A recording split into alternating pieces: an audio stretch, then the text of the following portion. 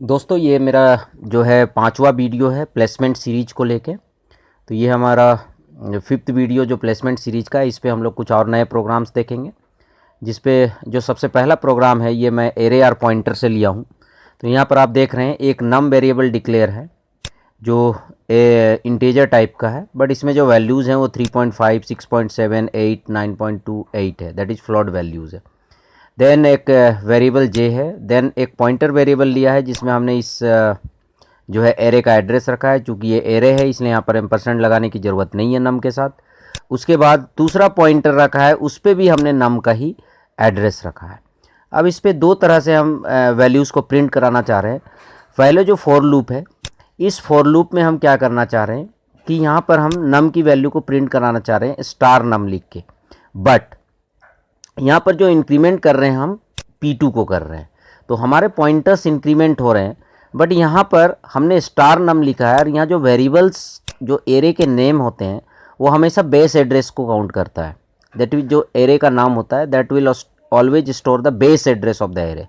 तो that means star num means the value of the base address, the value which is situated at the base address. तो यहाँ पर जो base address पे जो value है वो 3.5 है। तो यहाँ परसेंट डी चूँकि हम इंटीजर प्रिंट कर रहे हैं तो ये 3 प्रिंट करेगा। तो दोस्तों यहाँ पर हम भले ही ++2 लिख रहे हैं पर उसका यहाँ पर इफेक्ट नहीं पड़ेगा, बिकॉज हम यहाँ पर स्टार नम लिख रहे हैं। तो दैट्स वाई ये हर एक लूप में 3 ही प्रिंट करेगा। बस जो नेक्स्ट फॉर लूप है यहाँ पर we are printing the star P1, that is pointer variable. ये P1 को हम प्रिंट कर रहे हैं जो कि नम एरे को रिप्रेजेंट कर रहा है। और यहाँ पर जो इंक्रीमेंट कर रहे हैं वो भी हम P1 को ही कर रहे हैं, इसलिए यहाँ कोई प्रॉब्लम नहीं है। First time it will print 3, then 6, then 8, then 9 and then 8। तो हर एक लूप में ये अगला वैल्यू को प्रिंट करेगा। तो एरे के सारे एलिमेंट प्रिंट होंगे, बट ये जो है इंटीजर टाइप ही प्रिंट होगा। तो दोस्तों यहाँ पर एक इस तरह के क्वेश्चन आ सकते हैं और आपको पूछा जाएगा इसका आउटपुट क्या है।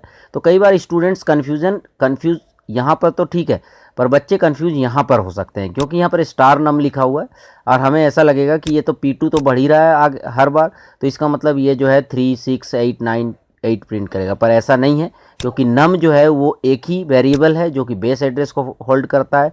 तो ऑब्वियसली ये हर लूप में क्या है उस बेस एड्रेस की वैल्यू को प्रिंट करता है। तो दोस्तों हम लोग देख लेते हैं कंपाइल करके इसका आउटपुट क्या आ रहा है। तो यहाँ पर आप देखेंगे आउटपुट 3, 3, 3, 3 5 टाइम्स ये पहला फॉर लूप का है, और सेकेंड जो फॉर लूप का आउटपुट है 3, 6, 8, 9, 8। नेक्स्ट क्वेश्चन हम लोग चलते हैं। दोस्तों यहाँ पर आप देख रहे होंगे यहाँ पर हमने स्विच केस को लिया है, क्योंकि पिछला जितने भी हमने प्रोग्राम लिए हैं प्लेसमेंट सीरीज उसमें स्विच केस को हमने डिस्कस नहीं किया था, तो इसलिए मैंने यहाँ पर इंटेंशनली स्विच केस को लिया है। तो यहाँ पर आप देख रहे होंगे स्विच स्टेटमेंट हम यूज कर रहे हैं, या 3 वैल्यू को हम पास करा रहे हैं। और हमने क्या किया है यहाँ पर जो क्वेश्चन में ये हो सकता है कि जो डिफ़ॉल्ट नीचे जनरली होता है वो उसको ऊपर कर दिया जाएगा। तो यहाँ पर क्या है कि आपको क्या लगता है कि इसका आउटपुट क्या होना चाहिए, क्योंकि जब शुरुआत से आएंगे यहाँ पर तो यहाँ पर डिफ़ॉल्ट तो तब एग्जीक्यूट होता है जब तीनों में कोई मैच ना करे, पर जो डिफ़ॉल्ट रहता है लास्ट में, जनरली हम लास्ट में लिखते हैं, पर यहाँ पर पहले लिख दिया। तो कई बार बच्चे यहाँ पर कंफ्यूज हो सकते हैं कि यहाँ पर डिफ़ॉल्ट लिखा हुआ है तो चूँकि आगे के तो जो है कंडीशंस अभी चेक नहीं होंगे, डिफ़ॉल्ट वाला ही प्रिंट हो जाएगा। पर ऐसा नहीं है, क्योंकि और ये इसलिए भी स्टूडेंट सोच सकते हैं या इसलिए भी कोई सोच सकता है क्योंकि यहाँ पर जो एग्जीक्यूशन होता है सी लैंग्वेज का वो लीनियर होता है, 1 by 1 स्टेटमेंट्स होते हैं। तो यहाँ पर जब डिफ़ॉल्ट में आएगा तो ये हो सकता है कि लोग सोच सकते हैं कि डिफ़ॉल्ट है तो यहाँ पर चूँकि n आगे के तो मैच होंगे नहीं, आगे के तो स्टेटमेंट बाद में आएंगे, तो ये डिफ़ॉल्ट वाला पहले प्रिंट हो जाएगा। या कोई सोच सकते हैं कि डिफ़ॉल्ट भी प्रिंट होगा और केस 3 भी प्रिंट होगा। तो इस तरह के क्वेश्चंस या इस तरह के कन्फ्यूजन्स हो सकते हैं, पर ऐसी बात नहीं है। स्विच केस में ये केस 3 वाला ही प्रिंट होगा और ये 3 ही आएगा, केवल 3 ही आउटपुट में आएंगे।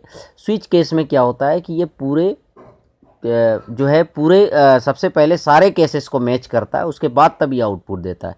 तो जब ये सारे केसेस को मैच करेगा तो जब उसे ये केस मिल जाएगा 3 का, तो ये फिर केवल इसी को एग्जीक्यूट करेगा।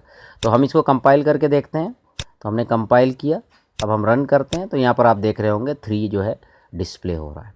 तो दोस्तों अब तीसरा क्वेश्चन हम चलते हैं। यहाँ पर आप देख रहे हैं कि यहाँ पर स्ट्रिंग से रिलेटेड लिया और यहाँ पर हमने एक फंक्शन भी यूज किया है। तो यहाँ पर आप देख रहे होंगे कि एक str वेरिएबल लिए हैं जिसमें learn take to take store है, और वहाँ पर हम एक फंक्शन को कॉल कर रहे हैं। वो फंक्शन हमारा यहाँ कॉल हो रहा है, ठीक है, कोई बात नहीं है, प्रिंट भी हो रहे हैं, हम ये स्टार वैल्यू को चेंज भी कर रहे हैं। मतलब यहाँ पर कुछ प्रॉब्लम है। अब ये जब हम कंपाइल करेंगे तो आप देख रहे होंगे कुछ एरर दे रहा है, तो यह प्रॉब्लम है। एक्चुअली क्या है कि ये जो डिस्प्ले हम फंक्शन यूज कर रहे हैं, हम कहीं बता नहीं रहे हैं कि ये डिस्प्ले जो हम फंक्शन यूज कर रहे हैं इसका रिटर्न टाइप क्या होगा, इसमें जो वैल्यू सेंड करेंगे क्या होगा। तो जब हम यहाँ बता नहीं रहे हैं तो ये क्या करेगा, इसके डिफ़ॉल्ट वैल्यूज़ ले लेगा। तो डिस्प्ले जो फंक्शन है इसका डिफ़ॉल्ट जो वैल्यूज़ होता है आर्गूमेंट और रिटर्न टाइप का, वो इंटेजर टाइप होता है। तो ये सोचेगा कि इसका जो रिटर्न टाइप है वो इंटेजर है और जो सेंड कर रहे वैल्यू वो भी इंटेजर होगा। तो इसलिए जब ये फंक्शन पे आएगा तो इसके साथ ये मिसमैच हो जाएगा, क्योंकि यहाँ पर जो रिटर्न टाइप है वो वॉइड है और जो आर्गूमेंट है वो केयर है, जबकि यहाँ पर कंपाइलर समझेगा कि इसका रिटर्न टाइप इंटेजर है। और फंक्शन तभी कॉल होता है जब फंक्शन के जो सारे स्ट्रक्चर है वो इसके साथ मैच करे, पर यहाँ मैच नहीं हो रहा है क्योंकि इसका रिटर्न टाइप कंपाइलर इंटेजर समझ रहा है जबकि यहाँ पर रिटर्न टाइप वॉइड है, तो it will throw the error. तो दोस्तों ये वीडियो हमारा कैसा लगा ये ज़रूर आप अपने जो है कमेंट में डालें। हमारे वीडियो को लाइक करें, शेयर करें और फिर सब्सक्राइब करें। और सब्सक्राइब करने के बाद बगल में जो बेल है उसको प्रेस करना ना भूलेंगे, जिससे कि आपको हमारे सारे नए वीडियोज़ के जो अपडेट है वो आपको मिलता रहे। Thank you friends.